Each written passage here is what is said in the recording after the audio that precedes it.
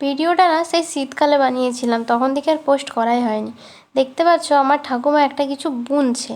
গ্রামের মানুষরা যারা দেখছো ভিডিওটা আশা করি বুঝতে পারছো, এটাকে বলে তালাই বা চাটুই। আমাদের দিকে তালাই বলে, অনেক দিকে এটাকে চাটুইও বলে। এছাড়াও কিছু নাম থাকলে আমাকে জানিও।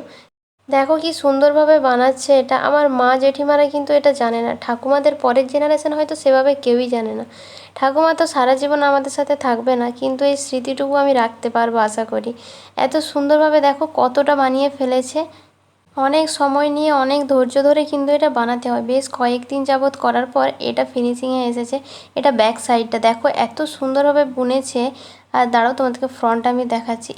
এই দেখো সহজে কিন্তু এটা সবাই বুনতে পারবে না, আর এটার তো আমাদের কাছে অমূল্য, কেননা ঠাকুর এটা নিজের হাতে বানিয়েছে। এটা বানাতে হয় খেজুর পাতা দিয়ে। ঠাকুরকে খেজুর পাতা এনে দিয়েছিলাম, তো সেখান থেকে এত সুন্দর একটা তালাই বানিয়েছে। আচ্ছা, কার কার ঠাকুর এটা বানাতে পারে জানিও, আর কেমন লাগলো সেটাও জানিও। আমি তোমাদের কমেন্টগুলো ঠাকুরকে পড়ে শোনাবো।